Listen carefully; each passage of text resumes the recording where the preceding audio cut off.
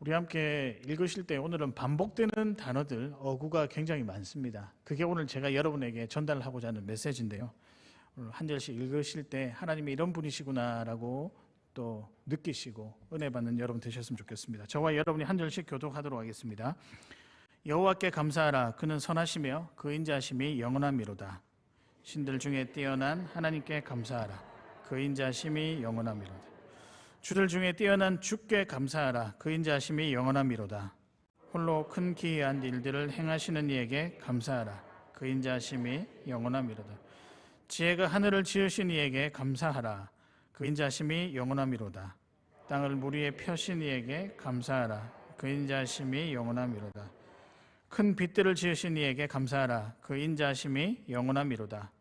해로 낮을 주관하신 이에게 감사하라. 그 인자하심이 영원함이로다. 달과 별들로 밤을 주관하신 이에게 감사하라. 그 인자하심이 영원함이로다. 애굽의 장자를 치신 이에게 감사하라. 그 인자하심이 영원함이로다. 이스라엘을 그들 중에서 인도하여 내신 이에게 감사하라. 그 인자하심이 영원함이로다. 강한 손과 펴신 팔로 인도하여 내신 이에게 감사하라. 그 인자하심이 영원함이로다. 홍해를 가르신 이에게 감사하라. 그 인자하심이 영원함이로다. 이스라엘을 그 가운데로 통과하게 하신 이에게 감사하라. 그 인자하심이 영원함이로다. 바로와 그의 군대를 홍해에 엎드려뜨리신 이에게 감사하라. 그 인자하심이 영원함이로다. 그의 백성을 인도하여 광야를 통과하신 이에게 감사하라. 그 인자하심이 영원함이로다. 큰 왕들을 치신 이에게 감사하라. 그 인자하심이 영원함이로다. 유명한 왕들을 죽이신 이에게 감사하라. 그 인자하심이 영원함이로다.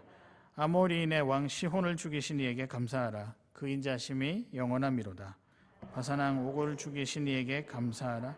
그 인자하심이 영원함이로다. 그들의 땅을 기업으로 주신 이에게 감사하라. 그 인자하심이 영원함이로다. 곧 그 종 이스라엘에게 주신 이에게 감사하라. 그 인자하심이 영원함이로다. 우리를 비천한 가운데서도 기억해 주신 이에게 감사하라. 그 인자하심이 영원함이로다. 우리를 우리의 대적에게서 건지신 이에게 감사하라. 그 인자하심이 영원함이로다. 모든 육체에게 먹을 것을 주신 이에게 감사하라. 그 인자하심이 영원함이로다. 하늘의 하나님께 감사하라. 그 인자하심이 영원함이로다. 아멘. 오늘의 말씀은 무엇일까요? 네, 이제는 저와 여러분이 이제 합일체가 되어져 가는 것 같습니다. 여러분 잘 아시네요. 오늘의 말씀은 감사입니다. 지난 한 주간 예배 향기로 한 주간 잘 지내셨습니까? 5분의 기적 나시는가요? 한번 해보셨습니까? 네.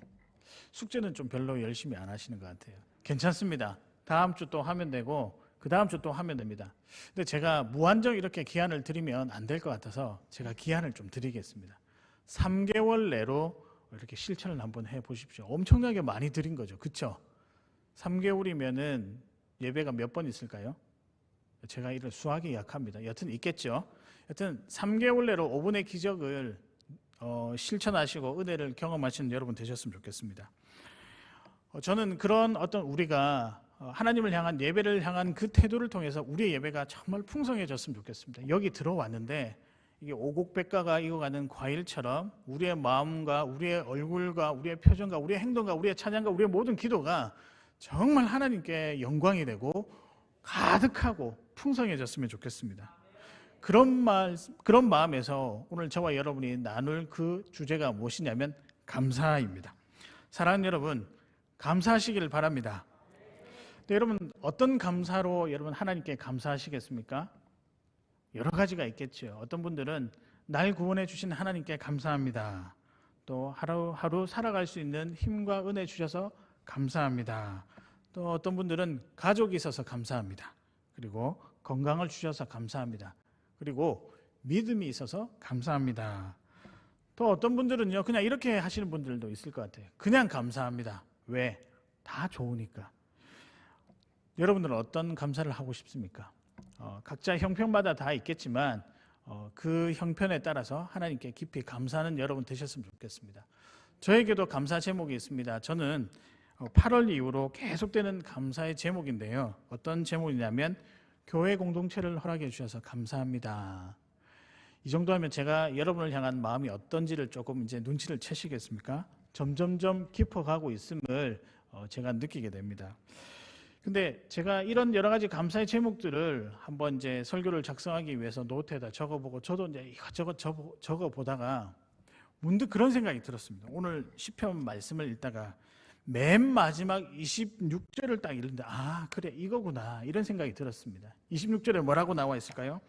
하늘의 하나님께 감사하라.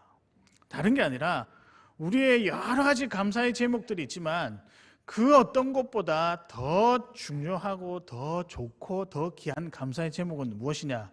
그것은 하나님이란 사실입니다. 하나님이 있어서 감사하다. 하나님이 그냥 내 곁에 계해 주셔서 감사하다. 계셔 주셔서 감사하다. 여러분 어떻습니까? 하나님 그 자체만으로 여러분 감사의 기도의 제목이 되겠습니까? 사랑하는 여러분, 다른 어떤 이유들 감사의 제목들도 있지만 저는 여러분의 입술과 여러분의 마음과 여러분의 삶 속에서 하나님 하면 감격하고 그 입술에서 감사합니다라고 하는 이 반응이 많이 나왔으면 참 좋겠습니다. 제가 요즘 너무 은혜롭게 듣고 있는 찬양이 있는데요. 나의 하나님, 우리 아까 여 목사님이 그 찬양 인도하셔서 마지막 불렀던 찬양 아시죠? 좀 전에 불렀지 않습니까? 예, 아실 것입니다. 나중에 제가 헌신 찬송으로 부르는데 이거 아마 제가 이번 주에 한 몇백 번은 들었던 것 같아요. 들을 때마다 너무 좋은 거예요. 너무 감사가 되고 아마 이 찬양 여러분 집에 가셔서 혼자 부르셔도 되고 유튜브 틀어놓고 또 부르시면 나의 하나님이라고 검색하면은 충분히 들으실 수 있습니다. 그때 드는 마음이 저와 여러분 똑같은 마음이라고 생각합니다. 거기에 나와 있는 그 하나님이 어떤 하나님이냐? 나를 지키시고 보호하시고 인도하시고 사랑하시는 분. 저와 여러분이 오늘 감사의 제목으로 가장 강하게 붙잡고 나가야 될 제목 여러 가지가 있겠지만 그 중에 한 가지가 있다라고 한다면 그것은 하나님이시기를 바랍니다. 그래서 오늘 이 시간에 이 감사의 제목 되시는 그 하나님 왜 우리가 찬양해야 되는지 또는 그 하나님이 어떤 분이신지를 오늘 말씀을 통해서 함께 살펴보도록 하겠습니다. 들어가도록 하겠습니다. 우리가 하나님께 감사해야 하는 이유 첫 번째입니다. 공급하시는 하나님이십니다. 어떤 하나님이라고요? 예, 공급하시는 하나님. 우리에게 모든 필요한 것들을 주시는 하나님이시기 때문에 우리가 찬양해야 한다는 것입니다. 사랑하는 여러분, 하나님은 여러분의 필요를 주시는 분이십니다. 여러분의 필요를 채워주시는 분이십니다. 그 하나님께 오늘 하루만이라도 감사하며 살아나가시는 여러분 되셨으면 좋겠습니다. 생각해 보면 우리가 하나님께 참 받은 게 많습니다. 여러분 그렇죠? 한번 노트에 집에서 한번 기록해 보십시오.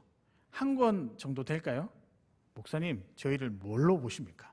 2권은 될 겁니다. 근데 제가 볼 때는 여러분이 이렇게 한번 어떤 하나님께 받은 감사의 제목들을 쓰시면 우리가 좀 게을러서 그렇지 그 양이 어마어마할 것이라고 생각이 됩니다. 어릴 때부터 생각나는 모든 감사를 적어보면 여러분의 역사이자 하나님을 향한 우리의 감사의 마음이 고스란히 표현되어 있는 그 양이 어마무시할 거라고 생각을 합니다. 물론 이런 감사도 있겠지만 또 어떤 분들은 내가 하나님께 무엇인가 많이 받았을까? 필요를 채워주신다라고 말씀은 하셨는데 나의 필요를 채워주셨을까? 난 그러지 못한 것 같아 라고 생각하시는 분들도 있을 것입니다. 제가 그런 마음을 많이 가지고 살았습니다. 제가 그런 마음, 나는 하나님께 별로 받지 못했어 라고 하는 마음으로 살았던 적이 있습니다. 왜냐하면 필요해서 구했는데 응답도 별로 없으시고 또 내가 원하는 방식이 아니라 다른 방법으로 응답해 주시니 무시당하는 느낌을 제가 하나님께 많이 받았었습니다. 그래서 별로 기도해도 소용이 없네 라고 하는 절망감도 제 삶 속에 있었습니다. 근데 참 제가 이런 마음이 들 때마다 성경의 인물이 한 사람이 생각이 났습니다. 누구일까요? 당연히 모르죠. 제가 알려드릴 테니까. 히스기야라고 하는 왕이 생각이 났습니다. 제가 성경에서 참 좋아하는 인물 중에 하나인데 이 사람이 본받을 만해서 물론 본받을 만한 게 있겠죠. 그의 믿음이 참 본받을 만하지만 그 사람이 너무 부러워서 나한테는 별로 주시지 않는 것 같은데 이 사람은 구하는 대로 주시니까 샘이 나서 이 사람을 좋아하게 되었습니다. 그 마음 아십니까 여러분? 샘이 나서 너무 질투가 나는데도 불구하고 이 사람이 좋은 거예요. 근데 여러분 히스기야 왕이 어땠습니까? 전쟁 가운데 이길 수 있도록 해달라고 이사야 선지자에게 부탁을 합니다. 하나님께 그 태양을 잠시 뒤로 물려달라고. 열왕기하 20장 11절에 보면 선지자 이사야가 여호와께 간구하며 아하스의 해시계 위에 나갔던 해 그림자를 10도 위로 물러가게 하셨더라. 10도 위로니까 10도 뒤로 물러가게 해달라고 했습니다. 여러분, 가능할까요? 불가능할까요? 미리 성경에 나와 있으니까 가능하겠죠. 우리의 상식으로 가능할까요? 가능하지 않을까요? 가능하지 않습니다. 자연을 거스른 이 원리를 하나님께 요구하는 것은 부당한 요구라고 이미 우리가 마음을 접어버린지 그냥 이거 그대로 해달라고 하지 않습니다. 근데 여러분, 히스기야의 이 필요를 채워달라는 간구에 하나님께서 어떻게 응답하셨습니까? 자연을 거스르서라도 10도 뒤로 물리게 하셨습니다. 근데 저는 여기서 대단하다, 하나님의 역사는 정말 탁월하다는 마음보다는 히스기야는 되는데 나는 왜 안 될까? 이런 마음이 더 드는 거예요. 공급하신 하나님을 생각하니까 참 좋기는 하고 너무 감사한데 한편으로는 섭섭한 마음이 드는 거예요. 히스기야나 여러분이나 저나 뭐가 다르겠습니까? 주님 앞에 다 같은 백성이요, 성도라고 불리우시는데 누구는 되고 누구는 그렇지 않고. 여러분, 혹시 이게 저만의 고민이고 저만의 생각이었을까요? 오늘 표정들을 보니까 저에게 좀 동조를 안 해주시는 것 같아서 조금 섭섭하긴 한데요. 여러분, 이건 우리 모두가 살아가면서 느끼게 되는 하나의 마음이라고 생각을 하실 거라고 생각합니다. 내 의사와는 전혀 다른 방법으로 응답하시는 그 하나님이 때로는 불편하게 느껴졌고, 내가 이런 하나님을 왜 믿어야 하는가라고 제 스스로 의심이 들 때가 있었습니다. 물론 순간순간 응답은 해주시지요. 근데 유독 왜 저한테만 섭섭하게 하시는가, 그런 마음들 때문에 공급하시는 하나님 하면 저 누군가의 이야기라고 생각했던 적이 제법 있었습니다. 근데 과연 그럴까요? 하나님이 우리의 필요를 공급해 주시지 않을까요? 근데 여러분, 따지고 보면 우리는 필요하지 않았지만, 필요하다고 요청을 하지 않았지만 정말 필요한 것들을 공급받고 살아가고 있습니다. 정말입니다. 우리 주변에 다 있습니다. 눈을 조금만 둘러봐도 내가 필요하지 않았지만, 내가 필요를 요구하지 않았지만 정말 필요한 것들을 많이 하나님께서 주시고 우리는 그것을 누리고 있습니다. 오늘 본문에 나와 있습니다. 5절에서부터 9절까지를 보실까요? 하늘, 땅, 물, 큰빛, 해, 달, 별, 이걸 하나님께서 뭐 하셨다고요? 우리에게 주셨다는 것입니다. 여러분, 이것은 우리가 살아가는데 가장 중요한 것이고 가장 필요한 것입니다. 해가 없으면 어떻게 될까요? 네. 뭐 이 과일도 자라나겠습니까? 해가 없으면 뭐 우리가 전염병도 많이 걸리겠죠. 과학자들이 그렇게 이야기합니다. 해가 없으면 우리 다 죽을 수 있다고. 여러분, 만약에 땅은요, 땅이 없다고 생각해 보세요. 이게 어디에서 나겠습니까? 먹을 게 어디에서 오겠습니까? 예, 마찬가지입니다. 물은요, 저에게 정말 설교 시간에 제일 필요한 것은 이겁니다. 물이 필요하죠. 여러분, 살아가면서도 여러분, 물은 어떻게 되죠? 물이 없으면 다 죽게 됩니다. 우리가 먹고 사는 것, 우리가 누리는 것, 생존에 필요한 모든 것들을 하나님께서 공급해 주셨습니다. 여러분이 구했습니까? 여러분이 달라고 했습니까? 그러지 않아도 우리 형편을 다 아시고 가장 필요한 것으로 공급해 주시는 그분이 저와 여러분이 믿고 의지하고 있는 살아계신 하나님이십니다. 물론 필요하다고 해서 얻을 수 있는 것이 있고 얻을 수 없는 것이 있지만, 그래도 하나님은 우리에게 필요한 것이기 때문에 무에서 유를 창조하시어 공급해 주시는 그런 분이십니다. 여러분, 그렇지 않습니까? 여러분의 자녀가 필요하다면 뛰쳐나가서라도, 연락을 해서라도, 밤늦게라도 어떻게 해서든지 공급해 주시는 마음, 그 하나님의 그 마음이 어디에서 나왔겠습니까? 이 하나님께서 우리의 필요를 아시고 공급해 주신 그 마음을 우리가 보고 배우고 또 학습하고 살아가고 있는 것입니다. 그럼에도 불구하고, 그래, 내가 필요로 하지 않았지만, 아니 내가 간구하지 않았지만 하나님께서 내가 필요로 해서 주시는 것 감사합니다. 그럼에도 불구하고 저는 왜 그것이 이렇게 확 와닿지를 않을까요? 라고 생각하시는 분도 있습니다. 왜냐하면 이 마음속에, 우리 마음속에 우리가 생각하는 타이밍과 우리가 생각하는 모습으로 주시는 것에 대한 미련을 놓지 않고 있기 때문에 그렇습니다.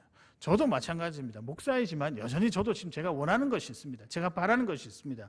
바라지 않을 때 하나님께 짜증내기도 합니다. 왜요? 제가 원하는 대로 돼야죠. 그게 최상의 방법이라고 생각을 하니까요.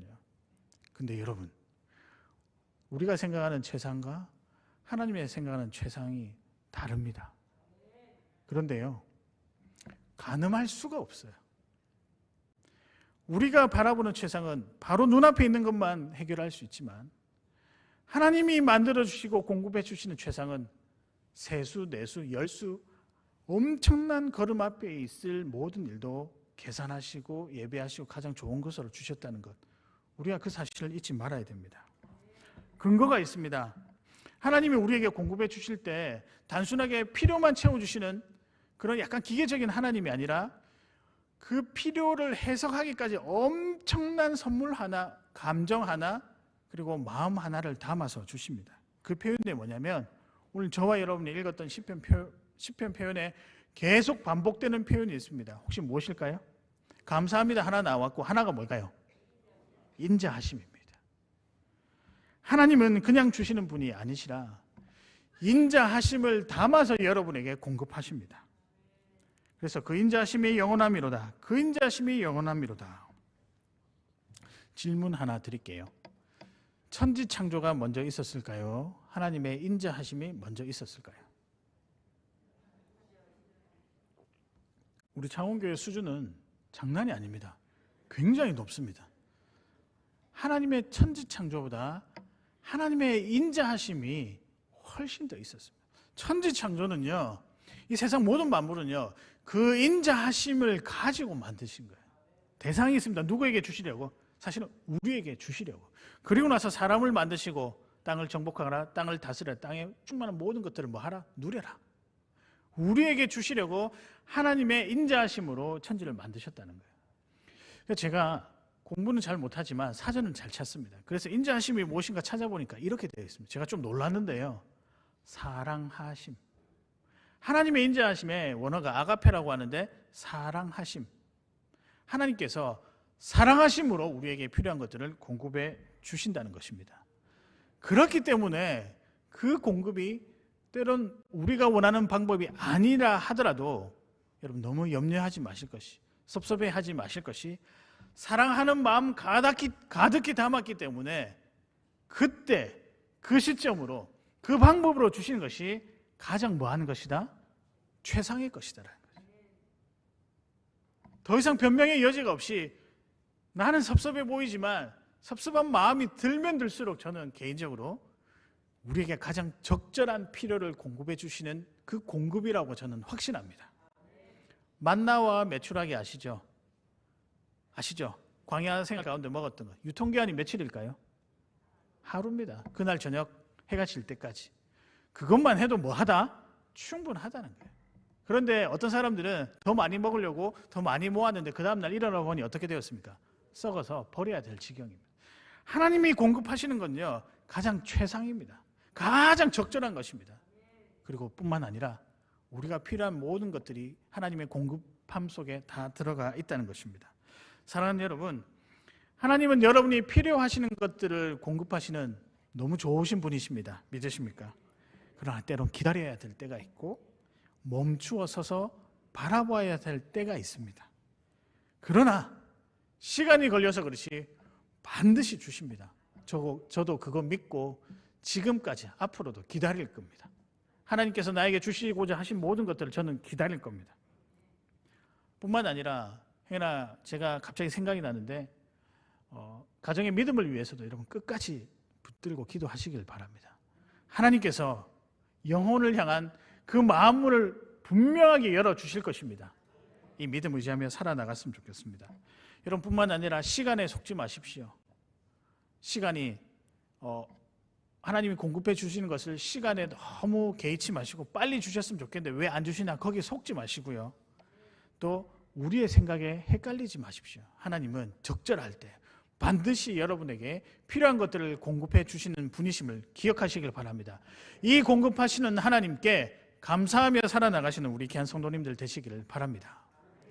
두 번째입니다. 우리가 하나님을 찬양해야 하는 이유 두 번째는 인도하시는 하나님 때문입니다. 무엇이라고요? 우리를 인도하시는 하나님. 이끄시고 댕기시고 그 다음에 뒤에서 밀어주시면서 그 인생길을 걸어가도록 인도하시는 하나님, 그 하나님이 우리 하나님이기 때문에 우리가 그 하나님께 감사해야 합니다. 10절부터 20절까지 보면 인도하시는 하나님께 대해서 쭉 설명해 놓고 있습니다. 제가 공부를 조금 여러분과 했으면 좋겠는데요. 시편 136편은 총 5부분으로 나눌 수 있습니다. 1절에서부터 4절, 그 다음에 5절에서부터 9절, 방금 했죠. 5절에서부터 9절까지는 공급하시는 하나님, 10절에서부터 20절까지는 어떤 하나님? 인도하시는 하나님, 그리고 마지막 21절에서부터 25절까지는 요약입니다. 다시 26절에 한 줄로 더 요약하고 있습니다. 하늘의 하나님께 감사하라. 그 중에서 우리가 두 번째는 인도하시는 하나님이신데 10절과 20절에 나와 있습니다. 제가 한번 읽어보겠습니다. 제가 한번 요약해 보겠습니다. 10절에 보면 애굽의 장자를 치신 하나님, 11절 12절에 이스라엘 백성들을 애굽에서 인도하여 내신 하나님, 13절엔 홍해를 가르신 하나님, 그리고 14절에 홍해를 통과하게 하신 하나님, 15절에 바로와 군대를 심판하신 하나님, 16절에 광야에서 인도하시는 하나님, 17절 19절에 괴롭히는 모든 사람 대적들을 물리치신 하나님, 가나안 출애굽부터 가나안 땅 정복까지 그 내용을 압축하고 있는데 그 내용에 압축한 내용이 무엇이냐? 인도하시는 하나님이시다. 근데 저는 이 인도하신 하나님을 묵상하면서 이 단어가 먼저 떠올랐어요. 어떤 단어냐면 막연함 또는 막막함입니다. 오늘 잘 보십시오. 출애굽에서부터 가나안 땅에 들어가기까지 그 모든 상황, 그 이스라엘 백성들 앞에 펼쳐져 있는 그 상황들을 한마디로 요약하면 막연한, 막막함입니다. 보이지도 아니하고 예상할 수도 없습니다. 여러분 생각해 보십시오. 홍해 앞에 섰는데 이거 어떻게 하면 지나가지? 막막하지 않겠습니까? 여러분 인생의 고난 가운데 여러 가지 고난이 있는데 그 앞에서 여러분 맨 처음 드는 생각은 아이고 어떡하나, 막막함에서 나오는 자연스러운 표현이라고 생각합니다. 하나님께서 우리를 인도하시는데 이 막막함에 대한 묵상과 여기에 대한 해결이 없으면 그 하나님을 인도하는데 때론 조금 어려움이 있을 것 같습니다. 여러분 다시 한 번 더 들어가 보겠습니다. 저는 여러분의 믿음이 참 대단하다라고 생각이 들 때가 있습니다. 우리 성도님들의 믿음, 신방을 가다 보면 또 대화를 하다 보면 참 대단한 것 같아요. 왜냐하면 그 인생 이야기들을 쭉 들어보는데 정말 막연하고 막막한 가운데 걸어오셨잖아요. 지금까지 오셨잖아요. 근데 여러분 이게 그냥 걸어온 게 아닙니다. 우리는 이렇게 이야기할 것입니다. 믿음 하나 붙잡고 걸어왔다. 근데 여러분 이 믿음이 어디에서 나올까요? 하나님의 인도에서 나옵니다. 여러분 이스라엘 백성들로 한번 홍해를 건너는 장면을 상상해 보았으면 좋겠는데요. 홍해 앞에서 이스라엘 백성들이 어떤 마음이 들었을까요? 과연 이게 가능할까? 물이 쫙 갈라졌는데 만약에 걸어가다가 다시 물이 합해지면 우리는 수장되는 게 뻔한데 나는 어떻게 할까? 옆에 이 물들을 보니 무섭기도 하고 과연 내가 건널 수 있을까? 뒤에는요 애굽의 모든 백성들, 아니 애굽의 군대와 바로의 군대가 우리를 쳐들어와서 나를 죽일지도 모르는데 어떻게 두려움이 들지 않겠습니까? 그럼에도 불구하고 이스라엘 백성들의 결과는 어떨까요? 건넜습니다. 그리고 모세가 산 위에 서서 이렇게 이야기하죠. 너희는 가만히 있어 주가 하나님 됨할지어다. 출애굽기 아마 14장에 나와 있을 건데요.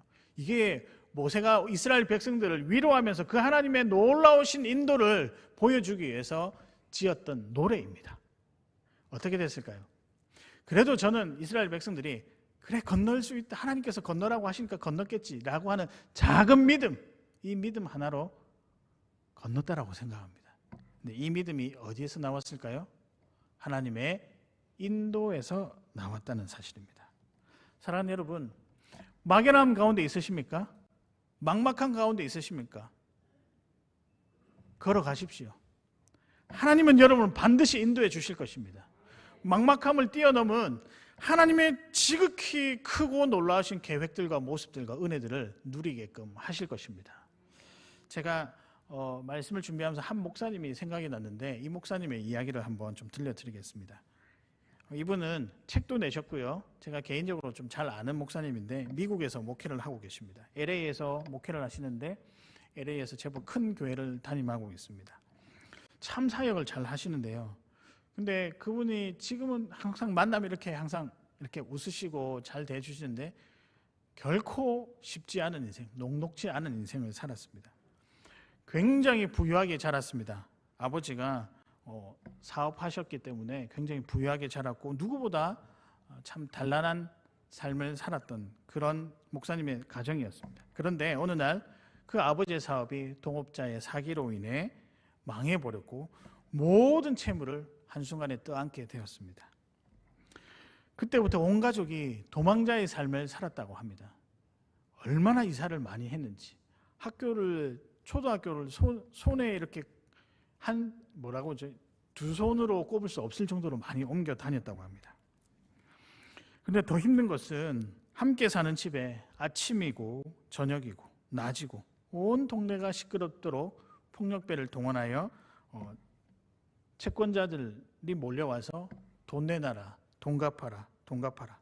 문을 발로 차기도 하고 잠을 자지도 못하게 하고 학교 등교할 때도 이 어린 마음에 초등학생이었는데 귀에다가 아버지 어머니한테 빨리 돈 갚아라고 네가 전달해라. 이런 이야기를 많이 그렇게 오랜 세월을 많이 보냈다고 합니다. 그래서 이분이 제일 싫어하는 말이 뭐냐면 돈 갚아라. 너무 당연한 말임에도 불구하고 돈 갚아란 말은 자기는 절대 듣기 싫었다고 합니다. 근데 어느 날 밤에 그렇게 힘든 시간들을 보내고 있는데 자고 있는 본인과 여동생이었거든요. 깨웠습니다. 깨운 다음에 부모님이 돈 얼마를 쥐어주면서 이렇게 이야기했다고 합니다. 이제부터 우리가 기약도 없이 떨어져 살아야 되는데 이거 돈 필요하니까 이거 가지고 써라. 그리고 힘내고 동생 잘 챙기고 열심히 살아라. 엄마 아빠가 당분간 아무도 연락이 안 되니까 그래도 살아있다고 생각하고 열심히 살아라.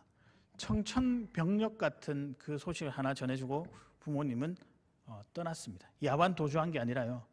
여하튼 돈을 벌어서 갚아야 되니까 근데 자식들에게 피해를 주기 싫으니까 이분이 부부가 딴 곳으로 일하러 갔습니다. 자다가 그 이야기를 듣고 여러분 어떤 마음이 들겠습니까? 아직까지 중학생밖에 되지 않았던 그 목사님 어릴 때 부모도 없이 도와주는 이 없이 자기 손에 뭉쳐진 얼마의 돈을 가지고 살아야 여러분 그 인생이 얼마나 여러분 힘들었겠습니까? 여러분 그렇지 않겠습니까? 정말 본인의 표현으로 거지 같은 삶을 살았다고 합니다. 청소년 시절을 그렇게 보냈고 그래도 감사한 것이 교회 어른들의 도움, 주변 이웃들의 도움으로 그렇게 열심히 그래도 공부도 하고 살았습니다. 그리고 다 장성하여서 목사님과 동생이 대학도 다니고 각자의 어떤 삶을 꾸려나갈 수 있는 그런 시간이 되었다고 합니다. 근데 그분께서 기도 제목이 한 가지 있었는데 그 기도 제목은 무엇이냐?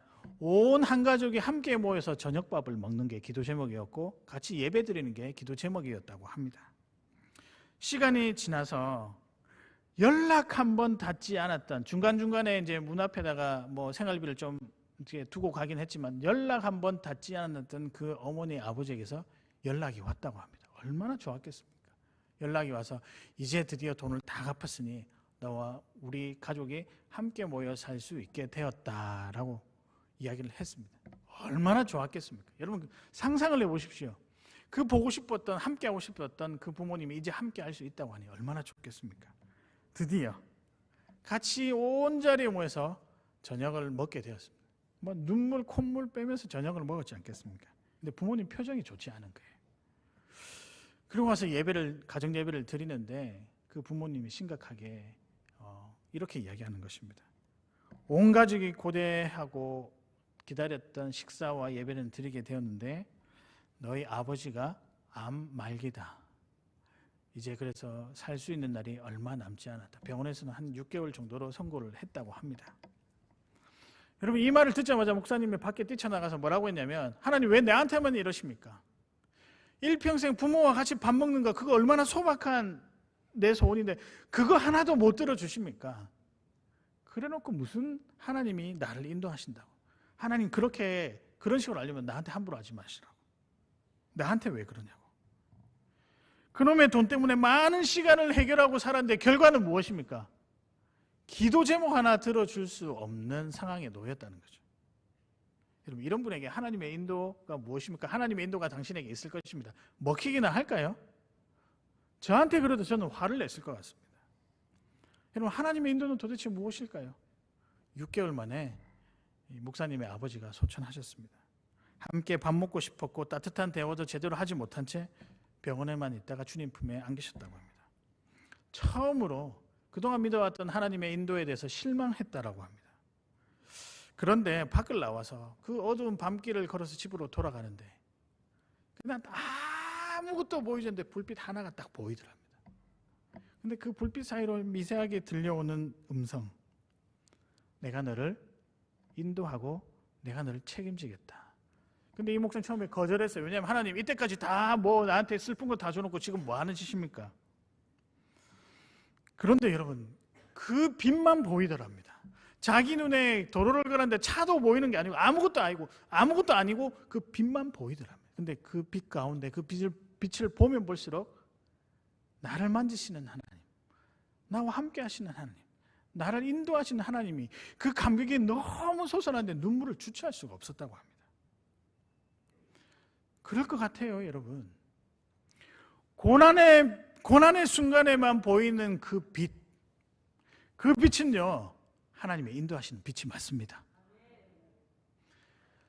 생각하기 너무 두렵고 너무 이렇게 상상하기조차 없는 힘든 가운데 보이는 작은 빛이 있다라고 한다면, 그래서 그 음성이 들린다라고 한다면 여러분 삶 속에 그것은 하나님의 인도입니다. 믿으십니까? 막연함, 제가 그래서 막연함을 지난 여러분이 대단하다고 했지 않습니까? 막연함 속에 보이는 그 하나님, 근데 그 하나님은 단 한 번도 우리를 향한 그 관심에서 빠지신 적이 없습니다.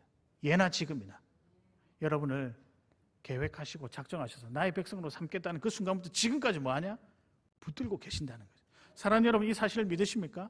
오늘 시편을 통해서 기억하고 있습니다. 환난과 고통 가운데서도 그래도 공급해 주신 그 하나님께서 또한 뭐 하신다고요? 인도하신다.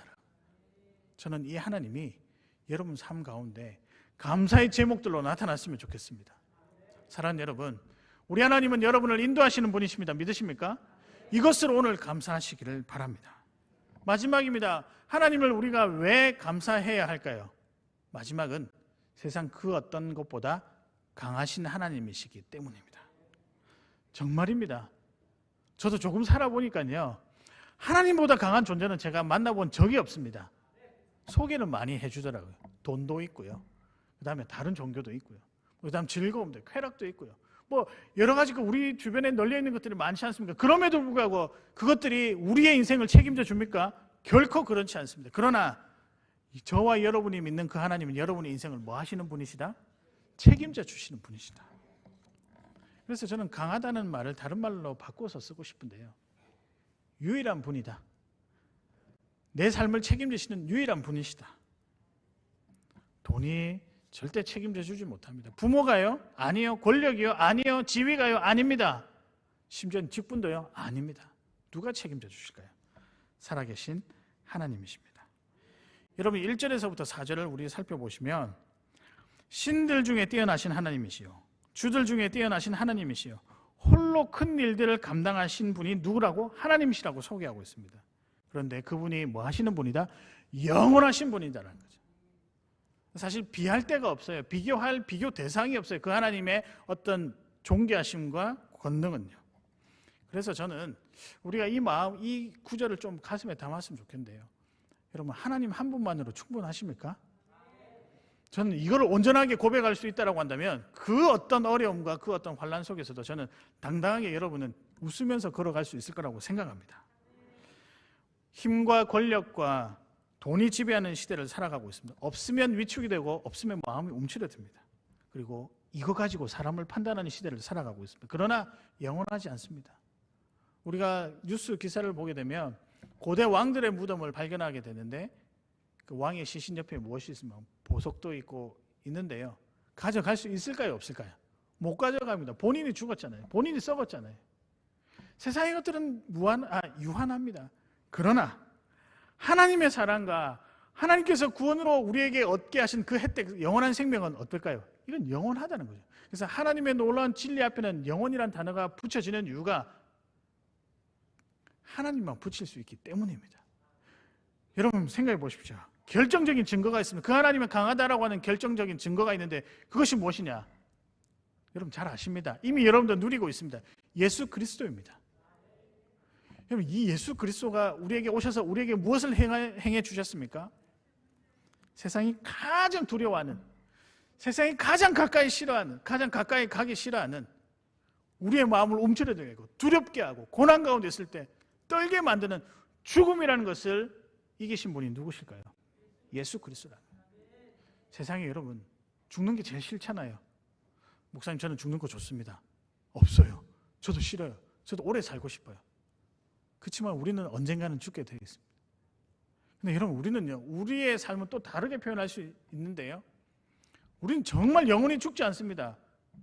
불로초를 먹어서 불로 장생하느냐? 아니요. 예수 그리스도께서 우리 죄를 위해서 흘리신 그 보혈 피로 우리는 뭐 하게 되면 영원한 생명을 가지게 되었다는 거죠. 누가 이걸 대신할 수 있을까요? 이 세상에 이렇게 죽음을 이기시고 영원한 생명을 주시고 내 삶을, 내 인생을 책임져 주실 수 있는 분은 누구실까요? 없습니다. 누구밖에는? 예수 그리스도밖에는. 그러니 그분이 강하지 않겠습니까? 강하지 않겠으면 저는 유일한 분이 이분밖에 없다라고 생각합니다. 우리 삶을 방해하는 세력들, 죄로 인해 무너진 우리의 형상들, 죽음으로 사로잡힌 우리의 인생들을 예수 그리스도 강하신 하나님 때문에 우리는 회복될 것입니다. 물리치실 것입니다. 여러분, 우린 때로 하나님을 과소평가할 때가 있습니다. 우리의 생각으로만 하나님을 바라보니까 그것을 우리가 두 자로 뭐라 그러죠? 두 음절의 한자로 뭐라 그러죠? 교만이라고 하는 거예요. 과소평가하는 거예요. 근데 여러분, 하나님은 정말 좋으신 분 같아요. 그분의 강함을 누구를 위해서 사용하고자 하실까요? 저와 여러분입니다. 뭐 이렇게 이야기할 수도 있겠죠. 누가 살려달라고 했어? 나에게 영원한 생명을 달라고 했어? 난 그런 적 없어요. 그렇게 생각하실 수도 있어요. 그런데 그럼에도 불구하고 그분이 택하셨기 때문에 그런 사람조차도 하나님께서 마음을 바꾸시고 성령께서 들어와 주셔서 영원한 생명을 얻게 하십니다. 사랑하는 여러분, 가장 강하신 분이 우리 편입니다. 감사할 수밖에 없지 않겠습니까? 우리 편, 정말 강하신 그분이 저와 여러분의 하나님이십니다. 사랑하는 성도 여러분, 이 하나님이 우리의 감사의 가장 큰 제목이 되었으면 좋겠습니다. 저는 그런 의미에서 26절을 하늘의 하나님께 감사하라, 저는 이 구절을 딱 읽는데요, 전율이 쫙 솟아나는 거 있죠. 하늘의 하나님께 감사하라. 오늘 이것이 우리의 고백이 되기를 주님의 이름으로 축복합니다. 말씀을 정리하겠습니다. 오늘의 말씀은 감사입니다. 우리가 어떤 하나님께 감사해야 하는 이유는 무엇인가? 첫 번째는 공급하시는 분이시기 때문에.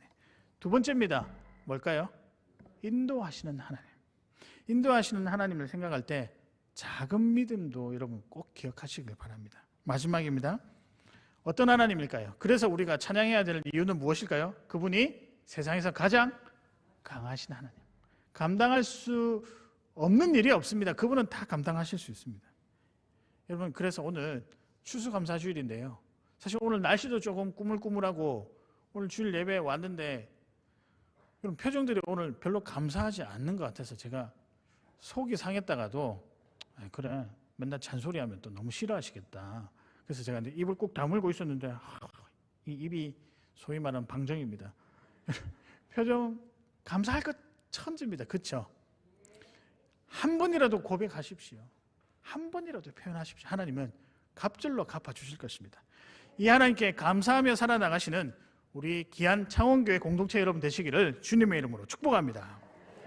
이 시간 오늘 제가 미리 예고한 대로 이 찬양 부르실 때 정말 마음 담아서 함께 찬양했으면 좋겠습니다.